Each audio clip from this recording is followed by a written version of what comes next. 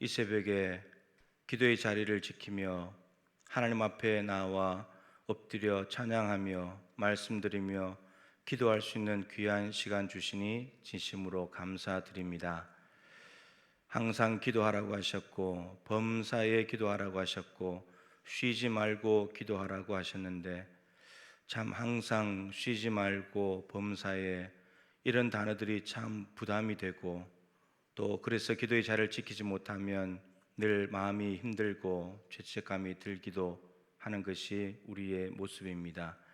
그럼에도 불구하고 하나님 앞에 나와 기도하면 그렇게 좋아하시고 우리의 기도를 다 보고 계시며 듣고 계시다고 성경에서 하나님의 마음을 알려주시니 진심으로 감사드립니다.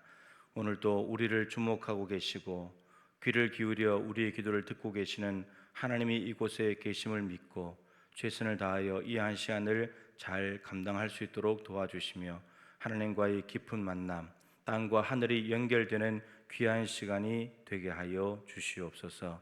한 주간 동안도 새벽에 이 모양 저 모양 수고하는 귀한 일꾼들을 기억하시고 감당할 수 있는 능력과 기쁨과 체력과 감사가 넘쳐날 수 있도록 도와주시며, 이제 남아있는 20일, 오늘까지 해서 20일 남은 이 시간 하나님 앞에 나와 기도하는 모든 성도들, 하나님의 응답이 있기에 기도의 자리로 이끄신다는 것을 믿고 기도가 하나님의 일임을 믿고 그 일을 충실하게 잘 감당해 드려서 하나님 앞에 50일 아름답게 봉헌할 수 있도록 은혜 베풀어 주시옵소서. 이 새벽에도 성령께서 이곳에 운행하시고 각자에게 맞는 레마의 말씀으로 은혜 베풀어 주시고 마음에 새기고 조각할 수 있도록 도와주셔서 오늘 하루 그 말씀에 이끌리는 삶이 되게 하여 주시옵소서.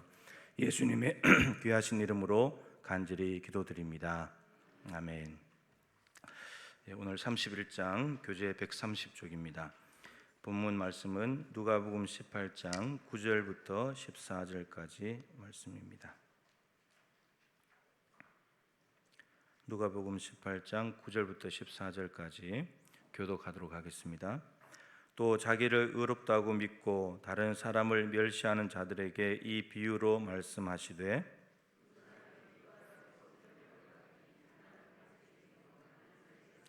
바리새인은 서서 따로 기도하여 이르되, 하나님이여, 나는 다른 사람들 곧 토색, 불의, 간음을 하는 자들과 같지 아니하고 이 세리와도 같지 아니함을 감사하나이다.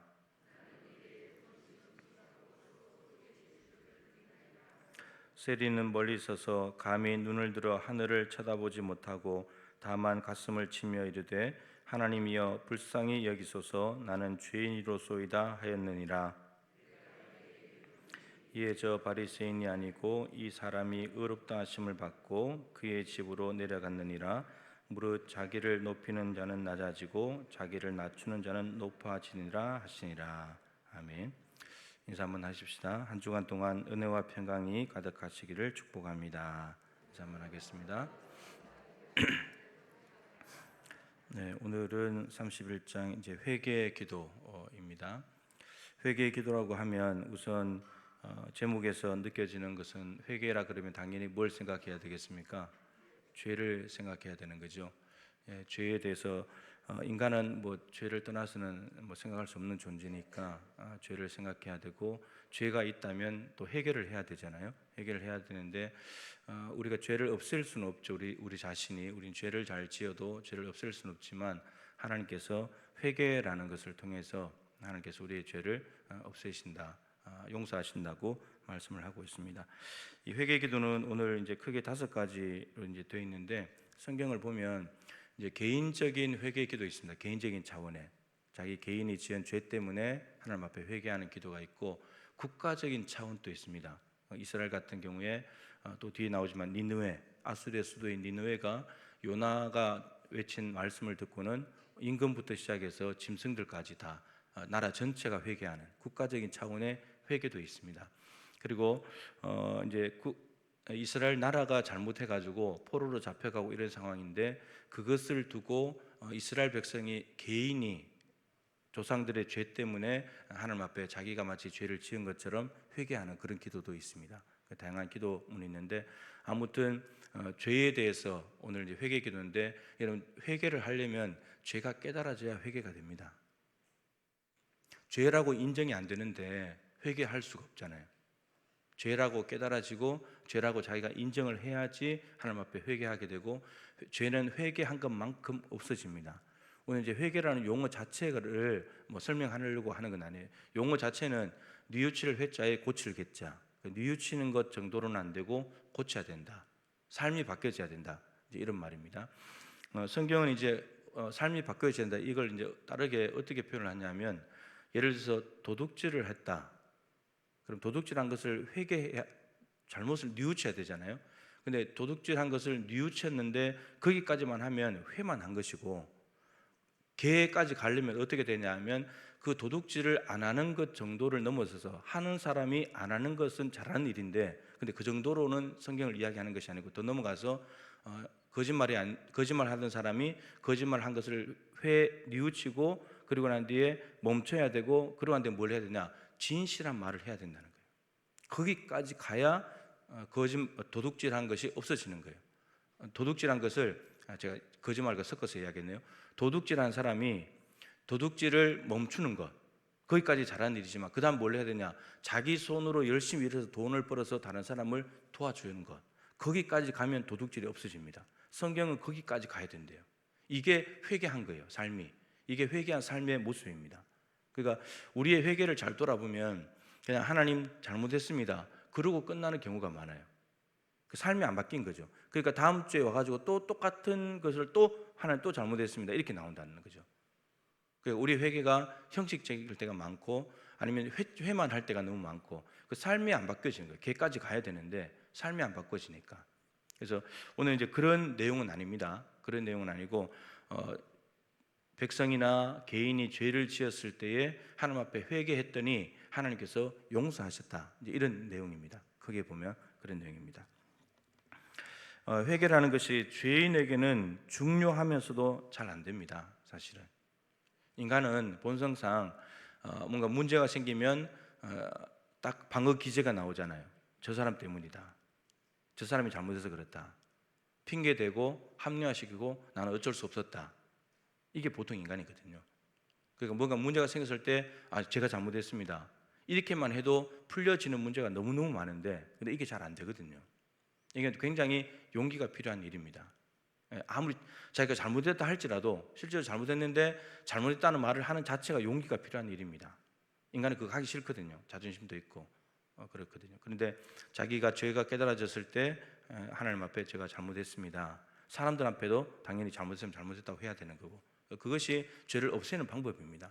그냥 합리화시키고 정당화시키고 핑계 댄다고 해서 그 죄가 없어지는 게 아니에요. 마음이 편하지 않아요. 그냥 잘못했다고 해버리고 받아주면 그게 편한 거지. 그런 겁니다.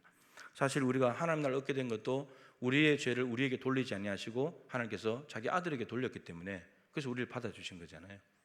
그런 겁니다. 자, 우선 오늘 본문 말씀이 이제 뒤에 가면 나오지 않기 때문에 오늘 본문을 좀 말씀드리면 9절에 또 자기를 의롭다고 믿고 다른 사람을 멸시하는 자들, 다른 사람을 멸시하게 되는 일이 왜 생기는가? 자기를 의롭다고 믿기 때문입니다. 앞에 게 원인이고 뒤에는 결과예요. 그래서 자기를 항상 나는 의로워, 나는 남들보다 달라, 나는 괜찮은 사람이 이렇게 생각하는 순간 남을 멸시하게 되어 있습니다. 그게 기준이 되거든요. 그러니까 이 바리새인이 뭐라고 기도하냐면 하나님 토색 불의 간음을 하는 자들과 같지 아니하고 이 세리와도 같지 아니함을 감사합니다. 자기가 이 정도 수준으로 사는데 세리는 이 정도 수준 안 되니까 난 감사하다고. 자기의 의롭다고 생각하는 것이 기준이 딱 돼버리기 때문에 그 기준에 미달하는 사람은 다 멸시받을 존재고 비난하고 정죄하고 못난 인생이 돼버리는 거예요. 그러니까 우리 스스로가 우리를 의롭다고 여기는 것만큼 위험한 일이 없습니다. 그래서 바울이 많이 말씀드렸지만 고린도전서 4장 3절 이하에 다른 사람이 나한테 뭐 판단하고 하는 것 나는 별로 중요하지 않다. 나도 나를 판단하지 않는다. 내가 아무리 나를 봐도 판단할 일이 없는데 내가 나 자신을 봐서 나는 판단받을 일이 없고 의롭다고 생각이 들지만 그렇다고 내가 의로운 게 아니다. 나를 의롭다고 하시는 분은 주님이시다. 주님이 나를 의롭다고 해야 의로운 거지 내가 나를 의롭다고 한들 주님이 의롭다고 하지 않으면 그게 무슨 소용이 있냐 이겁니다. 그래서 여기 똑같은 거예요. 바리새인은 근데 이걸 모르는 거죠. 자기를 의롭다고 해야지 하나님 앞에서 높아지는 줄 알고. 근데 세리는 감히 눈을 들어서 하늘을 쳐다보지도 못하고 하나님 불쌍히 여겨 주십시오. 저는 죄인입니다. 그 바리새인은 상대방 다른 사람과 비교를 하면서 상대적인 의에 사로잡힌 거죠. 상대적으로 비교했을 때 내가 좀 더 낫다 이렇게 된 거죠. 그래서 자신을 높이는 거고 세리는 비교할 수가 없습니다. 비교할 수가 없고 그저 하나님 앞에 기도라는 것이 하나님을 상대한 건데 바리새인은 지금 세리하고 상대하고 있거든요. 사람하고 상대하기 시작하면 비교하고 막 열등감에 빠지기도 하고 너무 교만해지기도 하고 이렇게 되는데 세리는 하나님 앞에 딱 섰기 때문에 뭐 자기를 뭐라고 말할 수도 없어요. 자기 죄인이니까. 상대적인 의에 사로잡히지도 않고 자신의 모습을 보면서 나는 죄인입니다. 이렇게 된 거죠. 그래서 이게 비유기 때문에 비유는 이제 하나님께서 어떤 진리를 가르치시기 위해서 쉽게 끌어다 쓰는 거죠. 그래서 결론이 14절이에요. 두 번째 줄 끝에 가면 무릇 자기를 높이는 자는 낮아지고 자기를 낮추는 자는 높아지리라. 결국 이거 말씀하시려고 바리새인은 자기를 높였기 때문에 낮아진 사람이고 세리는 자기를 낮추었기 때문에 하나님이 그랬잖아요. 이 사람이 의롭다함을 받고 내려갔다. 세리가. 바리새인은 자기가 의롭다고 하나님 앞에 당당하게 자랑스럽게 나갔지만 하나님께서는 세리 네가 의롭다 이렇게 말씀하셨다는 거죠. 그래서 결국 예수님이 하려고 하는 얘기가 뭐냐면 자기를 높이는 자는 낮아진다. 근데 자기를 하나님 앞에서 겸손하게 낮추면 하나님이 그를 높이신다 이런 말입니다. 그래서 우리는 바리새인 아니면 세리예요. 이게 기도자들이 대표적인 기도자들인데 이 바리새인 아니면 세리일 때가 많습니다. 세리라면 다행인 거죠. 우리가 세리같이 할 수 있다면. 근데 그게 잘 안 된다는 말입니다. 근데 이제 나중에 설교할 기회가 있겠습니다만 이 바리새인과 세리의 이 기도의 태도는요 삶의 태도로 그대로 연결됩니다. 바리새인들 성경에 보세요. 자기를 맨날 의롭다고 하면서 복음 전하는 사도들 괴롭히고 예수님 죽이고 자기 의롭다고 여기니까 예수님도 죄인 취급해버리잖아요. 이 기도하는 내용만 봐도 이 사람의 삶이 어떻게 될지가 연결이 돼버리더라고요. 세리는 기도할 때나 언제나 자기를 낮춰요. 바리새인들로부터 무시를 받아서 그렇기도 하지만 사회적으로 근데 주님 앞에 설 때마다 늘 자기는 죄인이고 그런 거예요. 삶의 태도가 말을 할 때나 행동을 할 때 늘 자기를 낮추는 태도거든요. 그러니까 우리가 기도를 어떻게 하냐가 삶으로 연결이 된다는 거. 삶이 또 기도로 연결되는 거고 그렇게 됩니다. 자, 아무튼 오늘 세리가 회개 기도를 했을 때 하나님께서 의롭다고 했다는 말은 죄가 없다는 말이 아니고 하나님께서 그 죄인이라고 용서를 구하는 세리를 용서해 주셨다 이런 말인 거죠. 네, 그렇습니다. 자, 이게 앞부분에는 이제 한국 교회의 부흥의 시작이 뭐 때문이었습니까? 회개 때문이었거든요. 선교사님들의 회개. 여기 이제 원산에서 하디 선교사가 이제 회개한 거. 우리는 1907년 평양 대붕 운동을 기억하죠. 길선주 장로님 나중에 목사님 되셨지만 이 부흥회를 하는 자리에서 공개적으로 앞에 나와서 친구 돈 500만 원, 친구가 죽으면서 500만 원을 맡겨두고 갔는데 그걸 자기가 떼먹었어요. 그 돌아가신 친구 아내한테 줘야 되는데 자기가 떼먹었거든요. 그 떼먹은 것을 회개하면서 부흥이 일어났습니다. 회개할 때. 근데 그 평양 대붕운동의 그 불씨가 된 게 뭐냐면 1903년도 여기 나오는 하디 선교사 원산에서 시작된 그것이 연결이 된 거죠. 그러니까 우리는 원산을 잘 모르는데 평양은 잘 기억하고 있을 겁니다. 그런데 아무튼 어디서 시작된지 간에 중요한 시작 지점은 회개였다는 거죠. 그래서 회개할 때 성령께서 오십니다. 성령 거룩한 영이니까 죄가 있는 곳에 못 오잖아요. 회개하는 심령 속에 성령은 오십니다. 그래서 1907년인데 2007년도에 다시 평양 대붕운동, 그죠? 어게인 1907 막 이렇게 부르면서 했는데 근데 진짜 회개 운동이 일어나지 않았죠.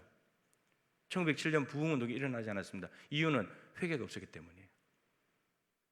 이때 1907년도와 똑같은 정말 가슴을 찢는 심장을 찢는 회개가 없었기 때문에 그냥 모양은 평양 대붕운동을 기대했지만 실제로 그게 미치지 못한 거죠. 그래서 그냥 기념 행사 같은 그냥 100주년 기념하는 듯한 식으로 그냥 넘어가 버리고 말았죠. 좀 아쉬운 그런 거였는데 아무튼 우리나라가 이 동방의 예루살렘 이 회개 운동을 통해서 하나님께서 엄청난 복음의 역사를 이루셨다는 것을 우리가 기억하면 좋을 것 같습니다. 우리나라 구의 역사니까. 자, 첫 번째 오늘 5가지 회개 기도 나오는데 첫 번째 모세의 기도입니다. 모세의 기도 다 읽을 수는 없고 시간이 지나서 민수기 21장 7절부터 9절인데 여기는 불뱀 사건입니다. 광야에 가다가 이스라엘 백성들이 길 때문에 마음이 상해서 원망을 하니까 하나님께서 불뱀을 보내가지고 물어서 죽게 만들었죠. 그럴 때 이스라엘 백성들이 여기 회개하는 내용만 좀 읽어보시면 7절 보시면 백성이 모세에게 이르러 말하되 우리가 여호와와 당신을 향하여 원망함으로 범죄했습니다. 자기들이 죄를 인정하는 거예요. 물려 죽어가니까 이제 인정하는 거예요. 입에서 원망이 터져 나왔을 때 곧바로 회개가 되면 좋은데 하여튼 그게 안 되고 하여튼 뭔가 와가지고 나를 힘들게 만들고 뭔가 일이 닥쳐야지 그때서야 이제 깨닫게 돼요. 힘들어가지고 하나님께 범죄했다 고백을 하는데 모세 보고 모세 네가 좀 기도해가지고 우리가 불뱀 멈추게 해달라. 그래서 모세가 기도했는데 하나님께서 응답을 주시기를 놋뱀을 만들어라. 놋뱀을 만들어서 장대 위에 달고 그것을 쳐다보면 산다. 그래서 그걸 쳐다보는 사람들이 다 살았다. 이제 이런 이야기입니다. 그러니까 입에서 원망 이제는 우리가 시간이 지나면서 원망이 안 나오는 단계까지 가야 되겠죠. 원망을 해가지고 뭔가 어려움이 생겼을 때 회개하면 그래도 살지만 이제 시간이 지나면서 원망하면 안 좋은 거구나 이걸 좀 알고 원망이 줄어들면 좋아요. 그게 이제 회개가 된 삶이라고 할 수 있겠죠. 이스라엘 백성들이 용서를 구했을 때 하나님께서는 용서를 해주셨습니다. 자, 두 번째 미스바의 기도입니다. 이것은 국가적인 차원의 기도입니다. 사무엘상 7장인데 4장에 그 법궤를 빼앗겼잖아요. 블레셋과 전쟁하면서 이가봇 해버렸잖아요. 그리고 엘리의 두 아들이 죽고 그다음에 엘리도 그 소식을 듣다가 언약궤 빼앗겼다는 이야기 듣다가 죽어버렸고 그래서 그 며느리가 애를 낳다가 이가봇 이름을 이가봇이라고 지었죠. 하나님의 영광이 떠나버렸다. 그래서 법궤를 빼앗겨 버렸는데 5장에 그 법궤가 블레셋 땅에 가 있었죠. 그래서 그것을 막 신기해서 들여다보다가 많은 사람들이 죽으니까 다시 이제 돌려보냈죠. 돌려보내가지고 그 6장에 언약궤가 돌아오는데 베세메스라는 곳으로 갔다가 거기서 이제 아비나답의 집 기럇야림에 있는 아비나답의 집에 이스라엘 땅으로 들어왔고 근데 거기 20년 있었습니다. 20년. 그러다 보니까 언약궤가 이스라엘 백성들이 지금 중앙으로 모셔야 되는데 그걸 못하니까 20년 동안 다른 데 있는 것 때문에 하나님을 간절히 사모하는 마음이 일어났죠. 그럴 때 사무엘이 나타나가지고 미스바로 다 모아가지고 회개 운동을 하는 장면입니다. 이 말씀이. 그래서 자 이제 5절, 6절 말씀만 한번 읽어보겠습니다. 사무엘이 이르되 온 이스라엘은 미스바로 모이라. 내가 너희를 위하여 여호와께 기도하리라 하매 그들이 미스바에 모여 물을 길어 여호와 앞에 붓고 그날 종일 금식하고 거기에서 이르되 우리가 여호와께 범죄하였나이다 하니라. 사무엘이 미스바에서 이스라엘 자손을 다스리니라. 그러니까 언약궤 다 빼앗겨 버리고 마치 미신처럼 언약궤 들고 나가면 하나님이 승리 주실 거다. 근데 하나님이 없는 언약궤는 나무 상자거든요. 아무 능력이 없는 건데 이스라엘 백성들의 신앙이 그랬습니다. 엘리 때는 하나님의 말씀이 희귀해 가지고 이상이 흔히 보이지 않았다 그랬잖아요. 사무엘은 아직도 어린 상태고 이런 상황 가운데 있었죠. 이제 아비나답의 집에 가서 20년 있었으니까 사무엘이 그만큼 많이 자랐을 거 아니에요. 이제 사무엘이 영적 지도자로 엘리도 죽었지만 영적 지도자로 서서 백성들을 모아서 이 나라가 어떻게 가야 될지를 이야기를 하는 거죠. 근데 그게 첫 번째가 회개했다는 겁니다. 회개. 미스바 대성회라고 하는 거죠. 자, 마지막 9절 말씀을 보겠습니다. 사무엘이 젖 먹는 어린 양 하나를 가져다가 온전한 번제를 여호와께 드리고 이스라엘을 위하여 여호와께 부르짖음에 여호와께서 응답하셨더라. 그래서 지금 이 회개 운동을 하고 있는데 블레셋이 쳐들어왔죠. 그랬을 때 하나님께 사무엘이 기도했을 때 응답하셔서 일어난 사건이 에벤네셀입니다. 도움의 돌, 여호와께서 도우셨다. 이런 거죠. 그래서 이스라엘 백성들이 언약궤 빼앗겼다가 20년 동안 언약궤가 아직 돌아오지 않았는데 하나님 앞에서 회개 운동을 했을 때 블레셋이 쳐들어왔는데 하나님이 승리를 주심으로써 하나님이 다시 이가봇 하셨다가 이스라엘로 돌아오셨다는 것이 증명이 된 거죠. 회개했을 때 하나님은 돌아오셨다라고 하는 겁니다. 자, 세 번째 다윗의 기도입니다. 다윗의 기도. 사무엘하 24장인데 이제 이 배경이 이렇습니다. 다윗이 요압에게 군대 장관이죠. 시켜가지고 인구조사를 시킨 겁니다. 인구조사. 인구조사는 성경에요. 해야 할 상황이 있습니다. 하나님 인구조사를 하라고 할 때가 있거든요. 하라고 할 때가 있는데 근데 다윗은 하나님이 하지 말라는 말씀은 안 하셨지만 할 필요가 없는데 했습니다. 민수기 1장과 26장에 민수기가 백성을 계수한다 그런 책이잖아요. 그 백성을 계수하라는 말씀이 나옵니다. 1장에. 그래서 광야길을 행하면서 지파별로 몇 명이나 되는지 숫자를 파악해라. 20세 이상 전쟁에 나갈 만한 사람들, 이제 행진을 해야 되니까 숫자를 파악하라고 했습니다. 그러고 난 뒤에 이제 민수기 26장에 인구 조사를 한 번 더 하라 그러거든요. 왜 하라 그러냐면 25장에 그 바알볼에서 그 시딤에서 바알볼에 가담한 사건이 있습니다. 우상 숭배에 가담한. 그래서 그때 연병으로 7만 명이 죽었거든요. 연병으로. 예. 7만 명. 예, 7만 명 죽었는데 그것 때문에 7만 명이 죽고 난 뒤에 이제 인구 조사를 다시 시킨 겁니다. 20세 이상으로 다시 전쟁에 나갈 만한 사람들. 그래서 민수기 1장과 26장은 인구 조사를 하나님이 하라고 시킨 거고, 그런데 사무엘상 24장에는 다윗이 자기가 인구 조사를 시킨 겁니다. 왜 인구 조사를 시켰겠습니까? 다윗의 의도가 내 백성이 이만큼 된다 이거죠. 자기 과시예요. 자기 과시. 근데 요압이 전쟁만 잘하고 다윗의 그 명령에 순종을 잘할 뿐만 아니라 조금 이게 예민한 부분이 있어요. 그래서 요압이 뭐라 그러냐면 다윗에게 이렇게 말합니다. 아니 임금님, 하나님이 이 백성을 지금보다 100배나 더 못하겠냐? 근데 왜 이런 일을 하라고 그러냐? 근데 다윗이 재촉을 합니다. 무슨 말이냐, 빨리 하고 와.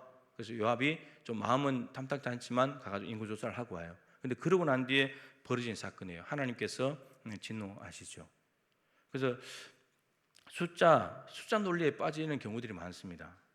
목회자들도 마찬가지고 성도들도 마찬가지고, 여러분들 잘 생각해 보세요. 숫자 논리에 빠질 때가 많습니다. 숫자가 많으면 좋아하고, 예산 많으면 좋아하고, 많이 모이면 좋아하고, 그래서 막 숫자 세 가지고 그 때문에 즐거워하고, 이게 다윗이 인구조사하는 것과 똑같은 거거든요. 하나님 이거 별로 안 좋아해요. 그래서 하나님께서 이것 때문에 다윗에게 말씀하시죠. 너 세 가지 중에 선택을 해라. 7년 기근, 7년 동안 이 이스라엘 땅에 기근이 오는 걸 할 거냐, 아니면 3년 동안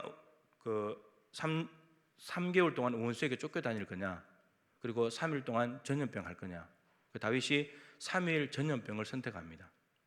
기간이 제일 적기도 하고 이제 그런 면에서. 그런데 그것 때문에 7만 명이 죽어요. 7만 명이 죽습니다. 그래서 그것 때문에 지금 이 다윗이 오늘 말씀에 회개를 하는 겁니다. 17절만 한번 읽어보시죠. 다윗이 백성을 치는 천사를 보고 곧 여호와께 아뢰어 이르되 나는 범죄하였고 악을 행하였거니와 이 약무리는 무엇을 행하였나이까? 청하건대 주의 손으로 나와 내 아버지의 집을 치소서 하니라. 3년 전염병은 자기가 택한 건데, 근데 사람들이 7만 명이 죽어가는, 백성들이 7만 명을 죽어가는 것을 보면서 자기 죄 때문에 죽어가는 건데, 근데 그것 때문에 하나님께 회개한다고 하면서 이 약무리가 무슨 잘못을 했습니까? 또 이렇게 나와요. 참 이해하지 못할 말이죠. 자기가 그렇게 선택해놓고 백성들 죽여놓고는 이제 이렇게 말하는 겁니다, 다윗이.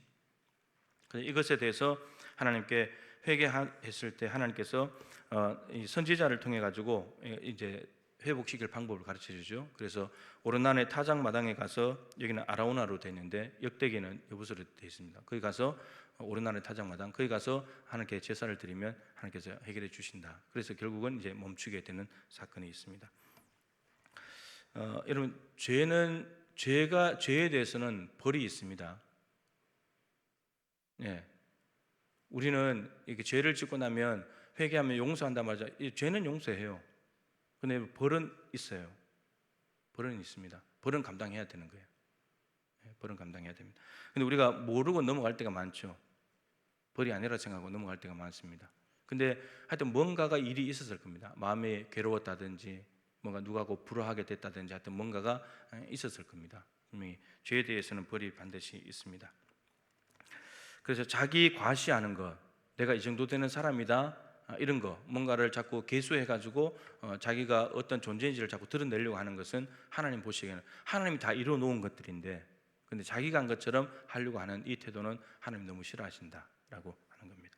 자, 네 번째, 니느웨의 기도입니다. 이건 너무 잘 아시는 거죠. 니느웨는 아수르의 수도입니다. 아수르 수도이고, 그 당시에 가장 악랄한 민족이 아수르 민족입니다. 아수르에 관련된 비문이나 이런 데 보면 그 이웃 나라들을 정복해가지고 얼마나 잔인하게 사람들을 죽였는지가 기록이 되어 있어요. 그림으로 막 그려놓고. 정말 악랄한 민족입니다. 그래서 하나님께서 요나 선지자를 보내서 주전 760년쯤 됩니다. 760년경에 요나를 보내서 메시지가 뭐였습니까?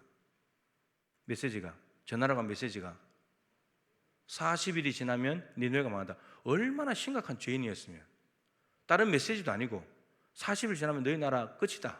너희 나라 이제 40일밖에 안 남았다. 사형 선고를 받은 거죠. 국가 사형 선고를 받은 겁니다. 근데 놀랍게도 이 메시지를 들었는데 임금부터 시작해서 짐승들까지 모두 다 죄를 뒤집어 쓰고 베옷을 입고 회개해 버립니다. 그런데 이걸 보고 하나님께서 뜻을 돌이키시죠. 저들이 회개한 것 때문에. 그런데 그 안에 12만여 명이나 있었기 때문에 하나님께서 그들을 아끼시면서 그들의 죄를 용서해 주셨습니다. 그런데 문제는 150년쯤 지나서 나훔 선지자가 니느웨에 대한 경고의 말씀을 또 선포합니다. 구약성경 나훔 선지자가 612년경으로 이제 추측을 하는데 612년에 니느웨가 멸망을 합니다. 바벨론이라는 나라에 멸망을 합니다. 그러니까 요나가 외쳤을 때는 회개했다가 150년 지나면서 또 니느웨가 타락하고 부패한 거예요. 그래서 나훔 선지자를 통해 가지고 경고했는데 그 612년에 망했는데 아마 612년이 거의 임박해 가지고 나훔 선지자 가서 외치지 않았는가 이렇게 이제 봅니다. 그래서 하나님의 큰 은혜를 입고도 여러분 죄는 또 반복되거든요. 150년 지나서 니느웨가 바벨론에 망하고 맙니다. 가장 강성한 나라 중에 하나였는데 요나는 굉장히 싫어했죠. 저 악나라 민족이, 저 이방 민족이 왜 구원을 받아야 되냐고. 우리 유대인만 구원받으면 되지. 요나가 선지자이지만 유대 특수주의에 빠져 있었거든요. 우리만 구원받는다 이렇게 빠져 있어요. 근데 하나님은 나는 그렇지 않다. 나는 이방 민족들 회개하면 나는 저희들을 다 살린다. 하나님은 악인이 망하는 것을 원치 않습니다. 악인이 돌이켜서 회개하고 하나님께로 돌아와서 올바르게 살아가는 것을 기뻐하시는 분입니다. 만약에 악인이 망하는 걸 기뻐했다면 우리 다 망했죠. 아들 줄 필요도 없는 거고 구해놔도 또 돌았을 건데 근데 하나님께서 이방인들 모든 사람들을 사랑하시기 때문에 하나님의 사랑에서 제외된 대상은 없는 거죠. 다 사랑하시기 때문에 그래서 결국 요나가 하나님께서 뜻을 돌이켜 가지고 멸망시키지 않는 것을 보면서 하나님 내가 그럴 줄 알았다고 그러면서 나를 왜 보냈냐고 그 살릴 거면 나를 왜 보냈냐고 그냥 살리시지 이게 요나의 불만이었거든요. 근데 나중에 하나님께서 하나님의 마음을 이제 가르쳐 주시는 것을 보게 됩니다. 하나님의 마음은 회개하는 사람은 살려준다, 용서하신다 이런 겁니다. 자 마지막 에스겔의 기도는 중보 기도에 대한 말씀을 드릴 때 드렸던 말씀인데 이 책의 저자는 이것을 회개 기도로 이제 내용을 해놨습니다. 그 아시죠? 무너진 예루살렘 성과 하나님 사이를 가로막고 선 사람. 가로막아 서서 하나님 예루살렘 멸망시키지 말아 주십시오. 이 한 사람의 중보기도. 당연히 예루살렘 성이 지금 에스겔이 2차 포로로 잡혀왔기 때문에 마지막 한 번만 남아 있는 거죠. 멸망만. 최종 멸망만 남아 있기 때문에 당연히 에스겔이 중보기도 하면서도 중보기도의 내용은 회개였을 겁니다. 하나님 용서해 주십시오. 이렇게 된 거죠. 근데 하나님이 그 한 사람을 찾았는데 어떻게 됐다는 거예요? 못 찾았다는 거예요.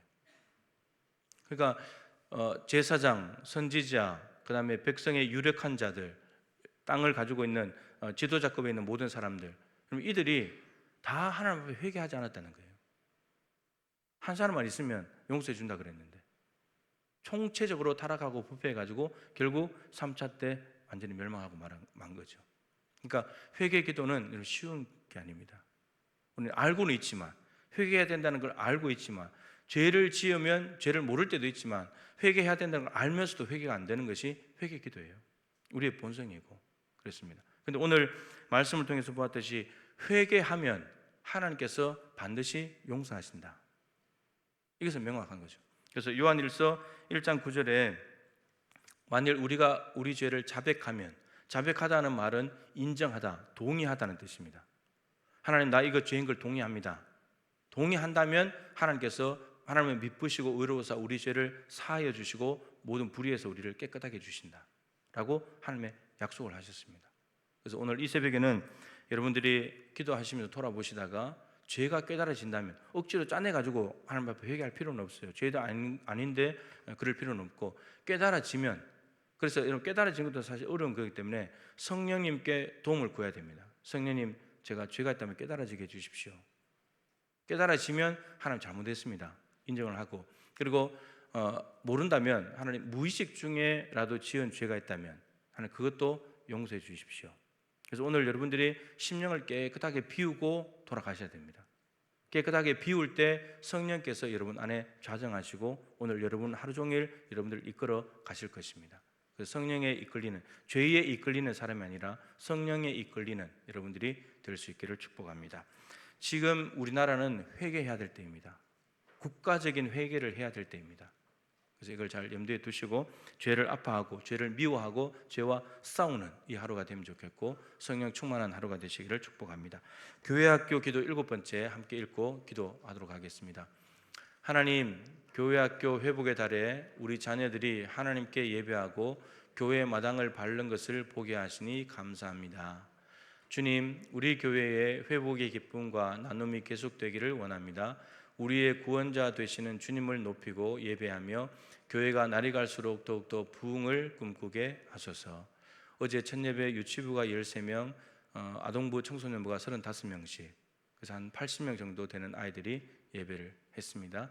여러분들 계속해서 기도해 주시면 좋겠고, 광주 확산으로 인해서 어른들도 좀 예배 나오지 못하신 것 같고 아이들이 거의 다 나오지 못했는데, 위해서 기도해 주셔서 어른들 예배, 교회학교 예배가 잘 회복될 수 있도록 기도해 주시기를 부탁을 드리겠습니다.